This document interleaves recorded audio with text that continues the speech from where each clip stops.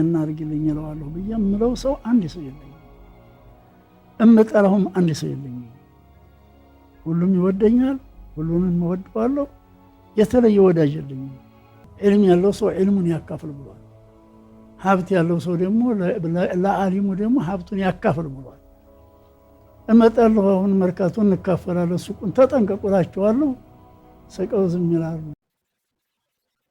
የቀድሞ የኢትዮጵያ እስልምና ጉዳዮች ምክር ቤት ፕሬዝዳንት ተቀዳሚ ሙፍቲ ሐጂ ዑመር እንድሪስ ባደረባቸው ሕመም በሕክምና ሲረዱ ቆይተው ጥቅምት 9 2018 ዓመት አርፈዋል።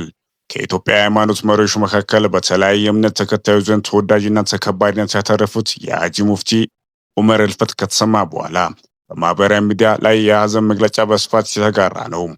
ጠቅላይ ሚኒስትር አብይ አህመድ፣ ፕሬዝዳንት ታዬ አጽቀሥላሴ፣ ከንቲባ አዳነች አቤቤና ሌሎች ከፍተኛ የመንግስት ባለስልጣናት በሃይማኖቱ አባት ሞት የተሰማቸውን ሀዘን እየገለጹ ነው። የኢትዮጵያ ኦርቶዶክስ ተዋሕዶ ቤተክርስቲያን በተቀዳሚ ሙፍቲ ሐጂ ዑመር እንድሪስ ህልፈት የተሰማትን ሀዘን የሰላም፣ የፍቅር፣ የአንድነት ተምሳሌት አባት ነበሩ። በአገልግሎት ዘመናቸው ለሀገር አንድነት፣ ለሰላም ቅድሚያ የሚሰጡ የርኅራኄና የፍቅር ሰው ናቸው በማለት የገለጸች ሲሆን በመላው ኢትዮጵያውያን ዘንድ በመልካም ስብዕናቸው ሲታወሱ ይኖራሉ ብላለች። ተቀዳሚ ሙፍቲ ሐጂ ዑመር እንድሪስ የተወለዱት ግንቦት 29 1929 ዓመት በወቅቱ አጠራር ወሎ በሚባል ክፍለ ሀገር ነበር። ከልጅነታቸው ጀምሮ የእስልምና ትምህርቶች የተከታተሉ ያደጉት ሐጂ ዑመር ወደ አዲስ አበባ የመጡት በደሴ ጀምሮት የነበረውን የሃይማኖት ትምህርት ለመቀጠል ነበር። ወደ አዲስ አበባ መጥተው ከተለያዩ መምህራኖች የሚፈልጉትን የሃይማኖት ትምህርት ከተከታተሉ በኋላ ሃይማኖታዊ ትምህርት በማስተማር ማገልገል ጀምረዋል።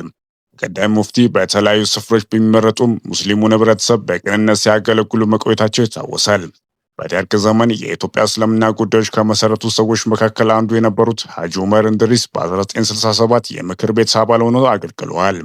ከዚህ በኋላ በተከታታይ ዓመታት በተለያዩ ኃላፊነት ቦታዎች ላይ ሰርተዋል።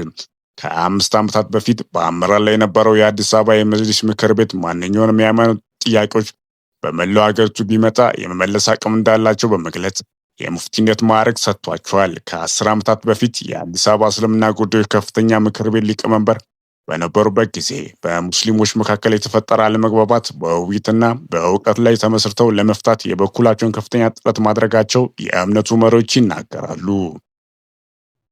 በኢህአዴግ የአመራር ዘመን በመንግስት ላይ ከፍተኛ ተቃውሞ ከሙስሊሙ ማህበረሰብ አስነስቶ የነበረ ከሃይማኖት ተወካዮች እስር ጋር በተያያዘ የበኩላቸውን አስተዋጽኦ አድርጓል።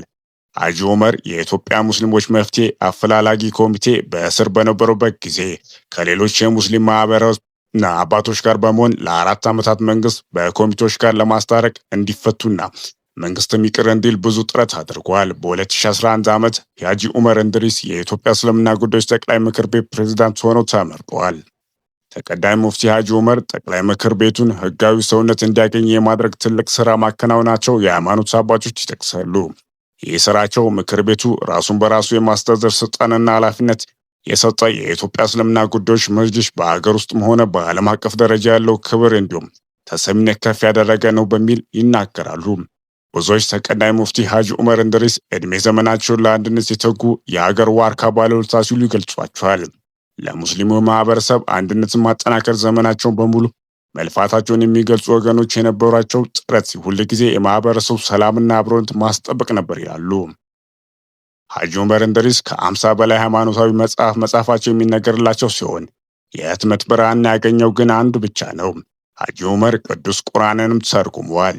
የሃይማኖት አባቶች በተለያዩ ጊዜያት ላበረከቱት አስተዋጽኦ በሀገሪቱ አንጋፋ ከሆነው የአዲስ አበባ ዩኒቨርሲቲ በ2011 ዓመት የክብር ዶክተሬት ተሰጥቷቸዋል።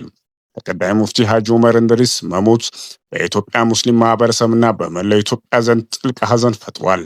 እሳቸውን ማጣት እጅግ ከባድ መሆኑና በእጅጉ ትልቅ ሐዘን ነው በማለት በርካቶች የገለጹ ሲሆን ጠቅላይ ሚኒስትር አብይ አህመድ በአመራር ዘመናቸው የተለያዩ ወገኖች ወደ አንድነት እንዲያመጡና የእስልምና ጠቅላይ ምክር ቤት በሕግ እውቅና እንዲኖረው ባደረጉት አስተዋጽኦ ሁሌም እንደሚታወሱ ገልጿቸዋል።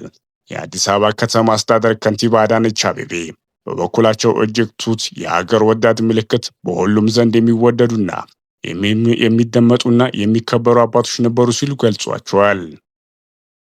የኢትዮጵያ ሃይማኖት ተቋማት ጉባኤ ተቀዳሚ ሙፍቲ የህዝበ ሙስሊሙ ብቻ ሳይሆን በምክራቸው በተግሳጻቸው በመላው ኢትዮጵያ መወደድና ክብር የተጎናጸፉ ታላቅ አባትና መሪ የሀገር ሽማግሌ ዋርካ በመሆን ኢትዮጵያዊነት በእምነት በጎሳና በብሔር የማይነጣጥሉ አባት እንደነበሩ ጉባኤው አስታውሷል። በአንድ ወቅት ለመላው ኢትዮጵያን ሰው ሁሉ ሰውነት ይቀድማል በሚል ምክራቸውና ተግሳጻቸው እንደሚታወሱ ጉባኤው ጠቅሶ ተቀዳሚ ሙፍቲ ሀጂ ዑመር እንድሪስ የቀድሞ የኢትዮጵያ እስልምና ጉዳዮች ጠቅላይ ምክር ቤት ፕሬዝዳንት የኢትዮጵያ ሃይማኖት ተቋማት ጉባኤ የበላይ ጠባቂ በመሆን አገልግለዋል።